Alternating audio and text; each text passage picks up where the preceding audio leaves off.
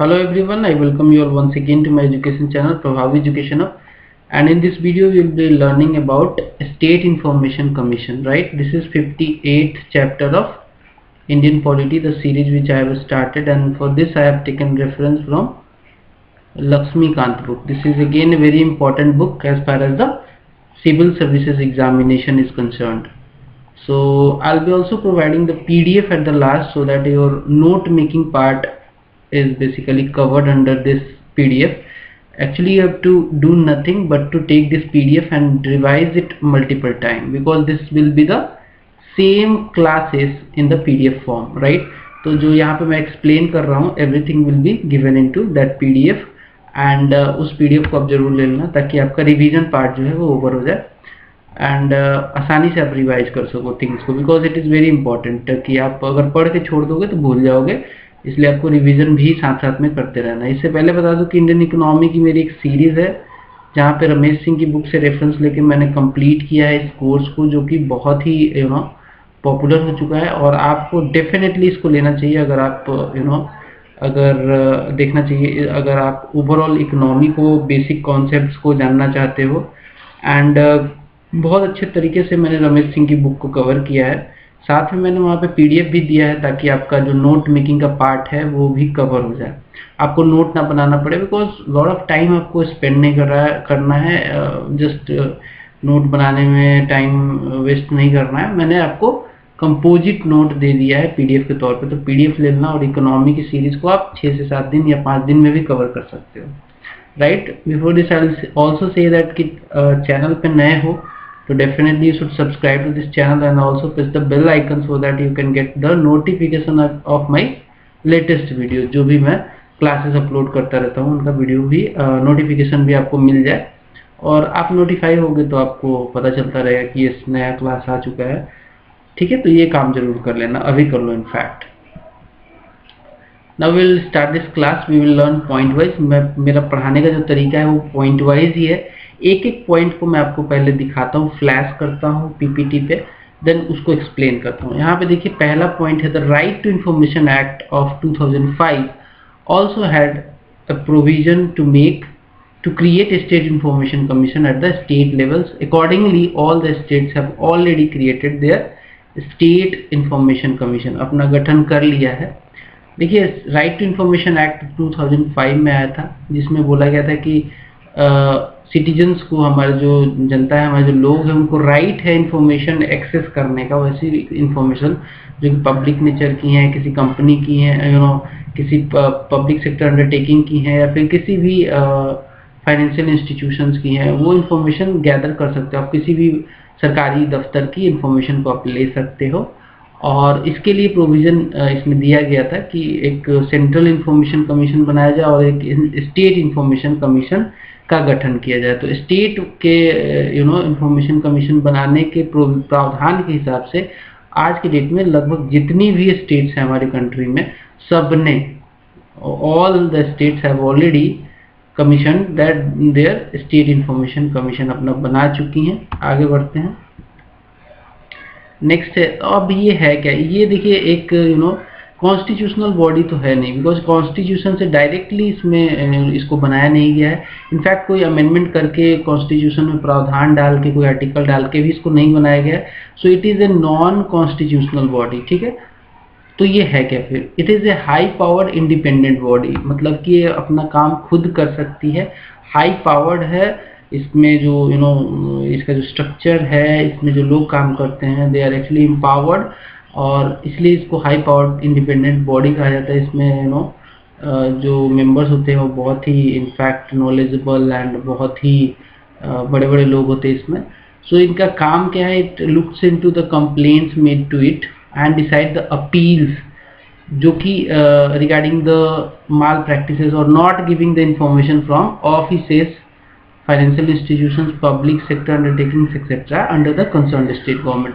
तो इसका एक एग्जांपल बताता हूँ मैं कि जब भी कोई बंदा कोई किसी भी स्टेट की ऑफिस से कोई इन्फॉर्मेशन मांग रहा है और वहाँ पे डिनायल हो जाता है वो इन्फॉर्मेशन का, आपने कोई ऑफिस है जो कि स्टेट की ऑफिस है, वहाँ से कोई इन्फॉर्मेशन मांगा, उसका डिनायल हो गया, तो आप सीधा जा सकते हैं स्टेट इन्फॉर्मेशन कमीशन में। ऐसा ही कोई financial institution public sector undertaking जो कि कंसर्न्ड स्टेट की है और वो डिनाई कर रही है, आपको इन्फॉर्मेशन नहीं दे रही है, और आपको तो भाई राइट टू इन्फॉर्मेशन है, आपको तो इन्फॉर्मेशन मिलना चाहिए, बट वो डिनाई कर रहा है, उस केस में आपके पास ऑप्शन क्या है, you can directly go to the state information commission in the prescribed form, मतलब एक उसका प्रोसीजर है, फॉर्मेट है, उसको फॉलो करना है। ठीक है, आगे बढ़ते हैं। What is the composition? Composition की बात करें स्टेट इन्फॉर्मेशन कमीशन की, तो यहाँ पे एक स्टेट के चीफ इन्फॉर्मेशन कमिश्नर होते हैं, ठीक है, state CIC state chief information commissioner and not more than 10 state information commissioner. तो एक तो स्टेट का CIC होते ही है जिसको स्टेट चीफ इंफॉर्मेशन कमिश्नर बोलते हैं, साथ में नॉट मोर देन 10 से ज़्यादा लोग नहीं होने चाहिए as a state information commissioner. ठीक है, तो प्रेजेंटली अगर देखें तो बेसिकली इनका अपॉइंटमेंट देखें तो इनको अपॉइंट किया जाता है गवर्नर के द्वारा, जो भी कंसर्न्ड स्टेट की स्टेट इंफॉर्मेशन कमीशन है, उस कंसर्न्ड स्टेट के गवर्नर जो होंगे वो अपॉइंट करेंगे इन लोगों को, सबको, स्टेट CIC को, और जो भी मेंबर्स जितने भी चुने जाएंगे उनको अपॉइंट करने का पावर है। लेकिन ये पावर इंडिपेंडेंट नहीं है, इनको काम करना पड़ता है रिकमेंडेशन पे। किसकी? तो एक कमिटी बैठती है जिसमें चीफ मिनिस्टर होते हैं एज ए चेयरपर्सन, और उसके साथ ही leader of opposition in legislative assembly भी उसमें मेंबर होते हैं, और एक स्टेट कैबिनेट मिनिस्टर होते हैं जिनका नॉमिनेशन किया जाता है चीफ मिनिस्टर के द्वारा। तो 1 2 3 लोगों की ये कमेटी होती है जो रिकमेंड करती है गवर्नर को, और इन्हीं के रिकमेंडेशन पे गवर्नर नियुक्ति करते हैं स्टेट CIC को या फिर किसी भी स्टेट इंफॉर्मेशन कमिश्नर को। आगे बढ़ते हैं।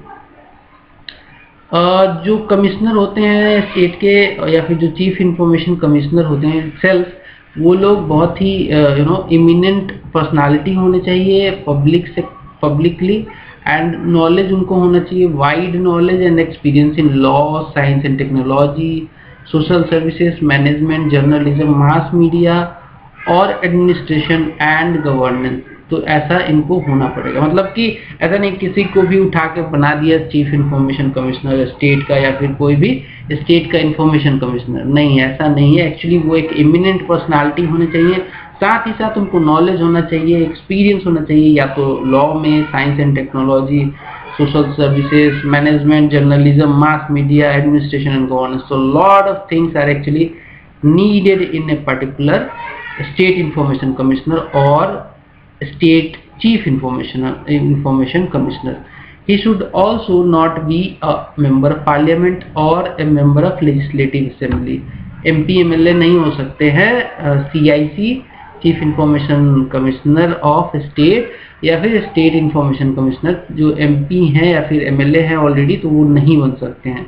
He should also not hold any office of profit. तो ऑफिस ऑफ प्रॉफिट एक ऐसा ऑफिस होता है जिसमें काम करते समय उनको रिम्यूनरेशन दिया जाता है। तो ऐसा नहीं कि कहीं और भी काम कर रहे हैं जहाँ से उनको सैलरी या फिर पैसा मिल रहा है और साथ में वो CIC भी बन जाएं स्टेट के, या फिर स्टेट के इंफॉर्मेशन कमिश्नर बन जाए, ऐसा नहीं हो सकता है। तो जब भी कोई ऑफिस ऑफ प्रॉफिट होल्ड कर रहा है तो वो इनएलिजिबल हो जाएंगे, मतलब कि वो स्टेट के चीफ इंफॉर्मेशन कमिश्नर नहीं बन सकते, और ये स्टेट के अदर जो इंफॉर्मेशन कमिश्नर होते हैं वो भी नहीं बन सकते। ठीक है, आगे बढ़े। Now we will talk about the tenure and service conditions of these guys, state CIC and जो स्टेट के इंफॉर्मेशन कमिश्नर होते हैं। तो इनका जो टेन्योर होता है वो एक्चुअली पहले की बात करूं, एक्चुअली एक अमेंडमेंट आया था, उससे पहले इनका टर्म हुआ करता था 5 साल का, बट एक अमेंडमेंट ला के RTI एक्ट में अमेंडमेंट लाया गया और इसको चेंज कर दिया गया। बोला गया कि सेंट्रल गवर्नमेंट जितने साल चाहेगी उतने साल इनका टेन्योर किया जा सकता है, प्रिस्क्राइब किया जा सकता है सेंट्रल गवर्नमेंट के द्वारा, या तो मैक्सिमम इनका एज है 65 ईयर्स। तो जो सेंट्रल गवर्नमेंट या 2 साल रखना चाहे, 3 साल रखना चाहे, जो भी वो रख सकती है, लेकिन मैक्सिमम है 65, इससे ज़्यादा ये काम नहीं कर सकते हैं। एंड साथ में रीअपॉइंटमेंट का प्रोविजन भी नहीं है। एक बार अपॉइंटमेंट हो गया तो दोबारा वो बंदा चीफ इंफॉर्मेशन कमिश्नर स्टेट का नहीं बन सकता है या फिर स्टेट का इंफॉर्मेशन कमिश्नर नहीं बन सकता है। ठीक है, रीअपॉइंटमेंट की फैसिलिटी या फिर प्रावधान जो कहते हैं प्रोविजन नहीं है। नेक्स्ट है गवर्नर के पास ये पावर है कि इनको हटा सकते हैं, लेकिन उसके लिए कुछ सर्कमस्टांसेस हैं जो कि ऑलरेडी मेंशन्ड है इसमें कि क्या क्या ग्राउंड है, सर्कमस्टांसेस क्या है जब गवर्नर किसी भी सीआईसी को स्टेट के सीआईसी को या फिर स्टेट के किसी भी इंफॉर्मेशन कमिश्नर को हटा सकते हैं। तो वो ग्राउंड जो है वो सर्कमस्टांसेस है, पहला तो वो इंसॉल्वेंट हो जाए, या फिर वो ऐसा कोई ऑफेंस कर दिया है उन्होंने जिसके लिए कन्विक्शन हो रहा है, और मोरल टर्पिट्यूड का वो नेचर है कन्विक्शन का, ऑफेंस ने मतलब मोरल डाउन करने वाला काम किया है, तब भी इनको हटाया जा सकता है। या फिर अपने ऑफिस के अलावा, जो कि मतलब स्टेट का इंफॉर्मेशन कमिश्नर है, तो उनके उस ऑफिस के अलावा पेड एम्प्लॉयमेंट और भी कहीं से ले रहे हैं, तब भी इनको हटाया जा सकता है। साथ में वो काम करने के लायक नहीं है due to infirmity of mind और बॉडी, ठीक है, इन्फॉर्मिटी ऑफ माइंड और बॉडी भी अगर है तब भी इनको हटाया जा सकता है। या फिर उन्होंने काम करने के दौरान, अपने पोस्ट होल्डिंग के दौरान एक ऐसा कोई इंटरेस्ट डेवलप कर दिया है, फाइनेंशियल या फिर अदर इंटरेस्ट एक्वायर कर दिया है जो कि इनके ऑफिशियल फंक्शन को अफेक्ट कर सकता है, ठीक है, तब भी उनको हटाया जा सकता है। फाइनेंशियल इंटरेस्ट इनके मन में आ गया, लालच आ गई, या फिर कोई इंटरेस्ट आ गया अदर जो इनके एक्चुअल जो फंक्शन है as a state chief information commissioner या फिर स्टेट के इंफॉर्मेशन कमिश्नर, इसको अफेक्ट कर सकता है, तब भी इसको, इस ग्राउंड को मानते हुए गवर्नर इनको हटा सकते हैं, ठीक है। आई hope it is very clear, ठीक है, आगे बढ़े। नाउ कुछ और भी ग्राउंड है जैसे कि प्रूव्ड मिसबिहेवियर या फिर इनकैपेसिटी। ये दो ऐसे ग्राउंड है जो कि लगभग आज के डेट में आप मैंने पिछला भी क्लास लिया था जिसमें चीफ इंफॉर्मेशन कमिश्नर के बारे में बताया था, वहाँ पे भी ये ग्राउंड था, प्रूव्ड मिसबिहेवियर या फिर incapacity. In fact controller, auditor general and so on, जितने भी मैंने बताया था उन सब में ये पॉइंट है। लेकिन जब भी प्रूव्ड मिसबिहेवियर या फिर इनकैपेसिटी पे के ग्राउंड पे गवर्नर को अगर हटाना हो किसी भी स्टेट के चीफ इंफॉर्मेशन कमिश्नर को या फिर स्टेट इंफॉर्मेशन कमिश्नर, जो कि नॉर्मल 10 से मैक्सिमम नहीं होने चाहिए नॉर्मली, उनको हटाना हो तो इस केस पे, इन दोनों ग्राउंड पे ये खुद से नहीं हटा सकते। एक्चुअली ये मैटर को रेफर करेंगे सुप्रीम कोर्ट को। सुप्रीम कोर्ट एक इंक्वायरी कमिटी बिठाती है, इंक्वायरी कमिटी जो कि इंक्वायर करती है कि वेदर सच में अप्रूव्ड मिसबिहेवियर हुआ है कि नहीं, या फिर सच में ये इनकैपेबल है, काम करने के लायक नहीं है। अगर सुप्रीम कोर्ट की इंक्वायरी में ये निकल के आता है कि हाँ ऐसा है, प्रूव्ड मिसबिहेवियर हुआ है, मिसबिहेवियर को प्रूफ निकला है इंक्वायरी से मिसबिहेवियर की सच में ऐसा हुआ है, तो उन ग्राउंड पे एक्चुअली ये रिकमेंड करेगा कि इनको हटाइए, और इसी के दम पे गवर्नर इनको हटा सकते हैं, ठीक है। Next, salary allowances and other service condition जो होते हैं इनके स्टेट इंफॉर्मेशन कमिश्नर के, वो बेसिकली प्रिस्क्राइब किया जाता है यहाँ पे सेंट्रल गवर्नमेंट के द्वारा, ठीक है। तो देखिए याद करने वाली बात ये है कि है तो ये लोग स्टेट के इंफॉर्मेशन कमिश्नर, लेकिन इनका जो सैलरी है, अलाउंसेस है या फिर कुछ अदर सर्विस कंडीशंस हैं, वो किसके द्वारा प्रिस्क्राइब किया जा रहा है? सेंट्रल गवर्नमेंट के द्वारा, याद रखना है इसको, ठीक है। And but it can not be varied to his disadvantage during service. तो मान लीजिए किसी सीआईसी को चुना गया है या फिर किसी स्टेट के इंफॉर्मेशन कमिश्नर को चुना गया है और उनको कुछ सैलरी अलाउंसेस का प्रिस्क्राइब कर दिया सेंट्रल गवर्नमेंट ने, तो क्या उनके सर्विस के दौरान उसको डिसएडवांटेज के लिए वेरी किया जा सकता है? नहीं किया जा सकता, बिकॉज इनका इंडिपेंडेंट होना बहुत जरूरी है, इनके ऊपर किसी का दबाव ना हो ये भी जरूरी है। अगर सेंट्रल गवर्नमेंट का दबाव आ गया थ्रू मतलब कि सैलरी कम कर दो, इसकी अलाउंसेस कम कर दो, तो ये इनके दबाव में काम करने लगेंगे, ये खुल के काम नहीं कर पाएंगे, जो कि actually against right to information के जो प्रावधान है उसके अगेंस्ट हो जाएगा, क्योंकि वहाँ पे इन्फॉर्मेशन इनको इनके थ्रू कई सारे लोगों को मिलेगा। अगर ये खुद ही दबाव में आ जाएंगे तो क्या इन्फॉर्मेशन दिलाएंगे, है कि नहीं। आगे बढ़ते हैं। नेक्स्ट, देखिए ये बेसिकली फंक्शंस जो है इनका क्या काम करते हैं, तो basically they receive and inquire into, इनका मैं फंक्शन बता रहा हूँ आपको, बहुत ध्यान से सुनना। They basically receive and inquire into a complaint from any person who has not been able to submit an information request because of non-appointment of a PIO। तो जब भी स्टेट में किसी ऑफिस में मान लीजिए कि आप बंदा है कोई ए, इसको चाहिए कोई इन्फॉर्मेशन, और ये यहाँ पे गया किसी ऑफिस में, उसने मांगा पर्टिकुलर इन्फॉर्मेशन कि मुझे दे दो, लेकिन इन्होंने कहा कि हमारे पास तो पीआईओ ही नहीं है। पीआईओ क्या होता है? Public information officer. यही वो अफसर होता है जो इंफॉर्मेशन को देने का काम करता है, और ये है ही नहीं। उस केस में जो एग्रीव्ड बंदा है ए, उसको तो इन्फॉर्मेशन मिला नहीं, तो उसके पास ऑप्शन क्या बचेगा? वो चला जाएगा स्टेट इन्फॉर्मेशन कमिश्नर के पास कि भाई कंप्लेन करेगा कि साहब मुझे तो ये इन्फॉर्मेशन चाहिए था, ये फलाना ऑफिस था, यहाँ गया था, यहाँ पे तो पीआईओ ही नहीं है। तो इस हिसाब से इसकी इंक्वायरी कर सकता है स्टेट इन्फॉर्मेशन कमिश्नर। नेक्स्ट क्या है? When a person who has been refused information. मान लीजिए इसी केस में देखिए, इस बंदे ने यहाँ पे गया ऑफिस में, इसने इन्फॉर्मेशन मांगी, यहाँ पे पीआईओ भी है। अब पीआईओ ने बोला कि जा, तेरे को मैं इन्फॉर्मेशन ही नहीं दे रहा, चल कुत्ते चल भाग जा यहाँ से, तेरे को इन्फॉर्मेशन नहीं मिलने वाली है। ठीक है, तो उस केस में अगेन इनको इन्फॉर्मेशन तो मिली नहीं, ही वॉज रिफ्यूज्ड। उस केस में ये अगेन जा सकते स्टेट इन्फॉर्मेशन कमीशन के पास और कहेंगे, कंप्लेन करेंगे कि भाई मुझे अगेन गया था मैं वहाँ पे, और पीआईओ भी है साहब, उसने तो मुझे भगा दिया, साथ में गाली और दिया। ठीक है, तो ये अगेन इस जब ये मैटर इनके पास पहुँचेगा स्टेट इन्फॉर्मेशन कमीशन में, तो इसको लुक इनटू करेंगे ये लोग। नेक्स्ट देखते हैं। नेक्स्ट है when a person who has not received response. अब ये चीज़ें होती एक्चुअली है, ये ऐसे डायरेक्ट नहीं जाके इन्फॉर्मेशन मांग लेते हैं। एक्चुअली ये क्या करते हैं, ये लोग एक प्रिस्क्राइब फॉर्मेट होता है, प्रोसीजर फॉलो करके उसमें अपना नाम वाम लिख के, फिर इन्फॉर्मेशन क्या चाहिए वो ये लिखते हैं और भेजते हैं पर्टिकुलर ऑफिस में, और वहाँ से फिर रिस्पॉन्स आता है। ऐसे केस में मान लीजिए ए ने ये सब कुछ लिख के भेज दिया इस ऑफिस में, बट यहाँ से रिस्पॉन्स ही नहीं आया, उस केस में भी ये सीआईसी के पास एसआईसी स्टेट इन्फॉर्मेशन कमिश्नर के पास जा सकते हैं।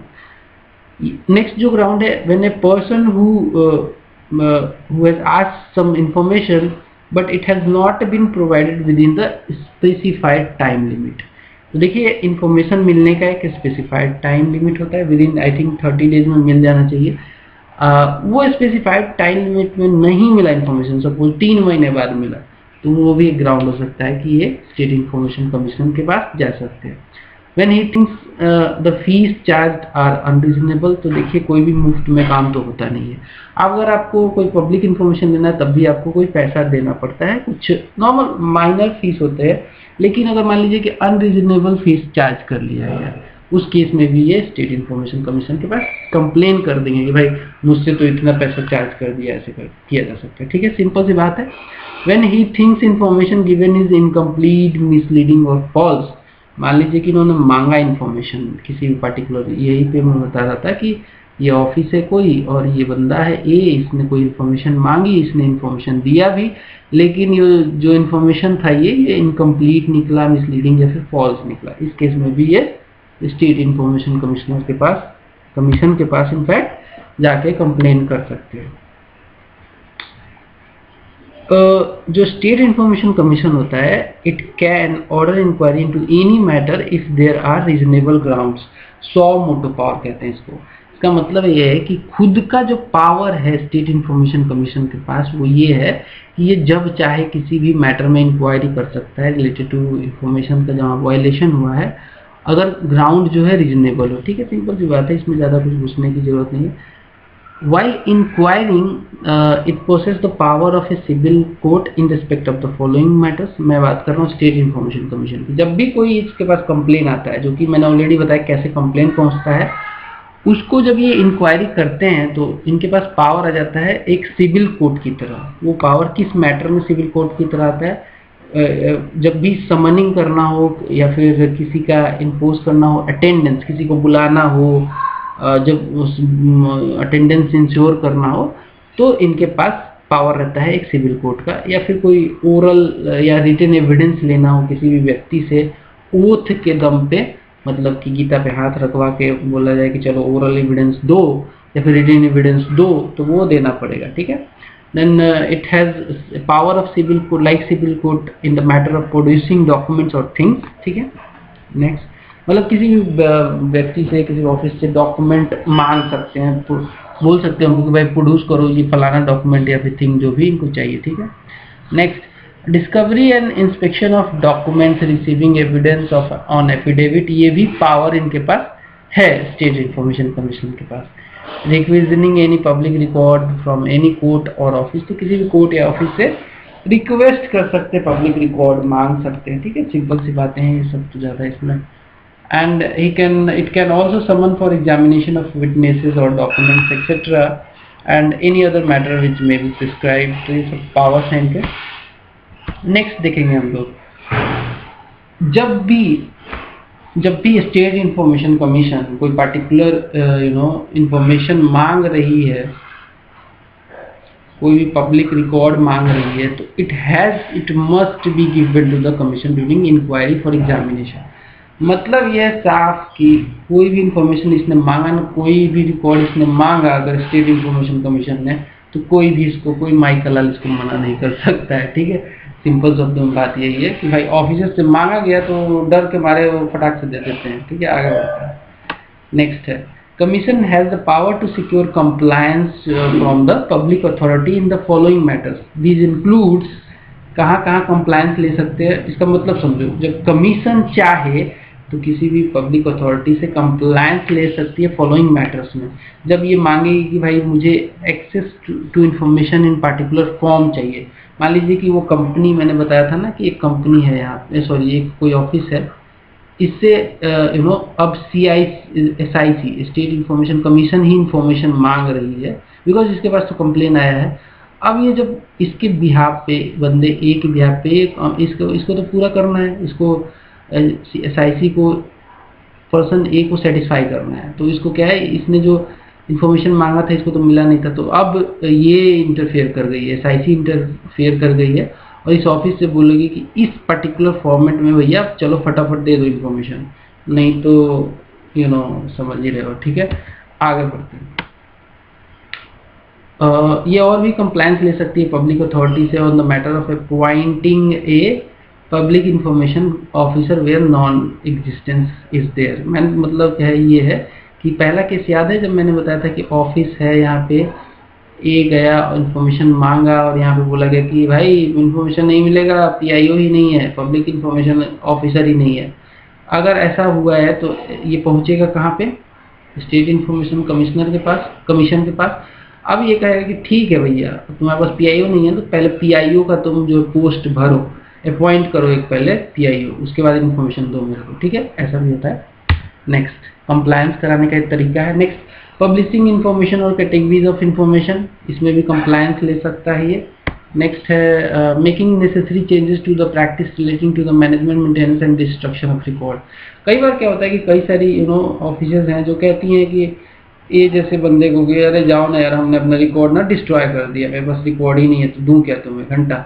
तो ये कहेगा कि भाई ठीक है, तो मैं तो चला अब SIC के पास। SIC कहेगा कि अच्छा उन्होंने ऐसा बोला कि रिकॉर्ड ही डिस्ट्रॉय कर दिया, मैं उनका तो ठीक है, उनके मैनेजमेंट, उनके मेंटेनेंस है, डिस्ट्रक्शन ऑफ रिकॉर्ड है, उससे रिलेटेड जो प्रैक्टिसेस है उनमें चेंज मैं लाता हूँ, तो ये चेंज SIC ला सकता है। Making necessary changes to the practices relating to management, maintenance and destruction of records, ठीक है। Next, enhancing training provisions for officers on the right to information. कई बार ऑफिसर्स में जो लोग होते हैं इनको RTI एक्ट के बारे में पता ही नहीं होता है, तो ये जानकारी इनको देना जरूरी है, बिकॉज जानकारी ही नहीं रहेगी तो ये किसी को भी मना कर देंगे, ठीक है, तो जानकारी सबको हो तो अच्छी बात है। Next, seeking an annual report and compensate for any loss और any loss to the applicant. मतलब कि मांग सकता है एनुअल रिपोर्ट किसी भी ऑफिस से रिगार्डिंग द RTI, जो फाइल हुआ, उनके पास इंफॉर्मेशन कहाँ कहाँ दिया उन्होंने, कहाँ कहाँ मना किया, उसका एनुअल रिपोर्ट मांग सकता है। और पब्लिक जो अथॉरिटी है कंप्लाई करना पड़ेगा इस मैटर को, या फिर कहेगा कि कंपनसेट करो, जो अप्लीकेंट है उसको लॉस हुआ है तुम्हारी वजह से, इन्फॉर्मेशन तुमने दिया नहीं और उसको बहुत घाटा हो गया, तो उसका कंपनसेशन दो तुम्हें, तो वो भी कंप्लायंस करा सकती है state information commission. Imposing penalties under this act and rejecting the application, ये भी किया जा सकता है। नेक्स्ट है, it also submits an annual report to the state government before and देखो यहाँ पे मतलब ये है कि ये जो SIC है, स्टेट इंफॉर्मेशन कमीशन, ये क्या करती है, अपना सालाना बेसिस पे, एनुअल बेसिस पे अपना रिपोर्ट देती है। किसको? स्टेट गवर्नमेंट को। जब ये रिपोर्ट स्टेट गवर्नमेंट के पास जाता है तो स्टेट गवर्नमेंट की रिस्पॉन्सिबिलिटी हो जाती है कि इसको, इस रिपोर्ट को रख दे कहाँ पे? स्टेट लेजिस्लेचर के सामने, ठीक है, स्टेट लेजिस्लेचर के सामने। नेक्स्ट, आरटीआई अमेंडमेंट एक्ट आया था 2019 में, अमेंडमेंट किया गया। आरटीआई जो एक्ट है 2005 वाला, उसको अमेंड कर दिया गया है 2019 में, सॉरी। अब इसमें अमेंडमेंट तो हुआ तो इसके फीचर्स को जानना, प्रोविजंस को जानना जरूरी हो गया, बिकॉज अमेंडमेंट हुआ है और आप पिछला ही पढ़कर बैठे हो तो आपका तो नॉलेज पुराना हो गया, बासी हो गया। तो अमेंडमेंट के एक्ट का फीचर और प्रोविजन जान लो। तो भैया पहले क्या हुआ करता था, जो टेन्योर हुआ करता था सीआईसी का, central information commission central level पे, या फिर स्टेट सीआईसी का स्टेट लेवल पे, या फिर कुछ अदर जो इंफॉर्मेशन कमिश्नर हुआ करते थे सेंट्रल लेवल पे, और जो कुछ अदर स्टेट के इंफॉर्मेशन कमिश्नर हुआ करते थे, उनका जो टेन्योर 5 साल का होता था पहले।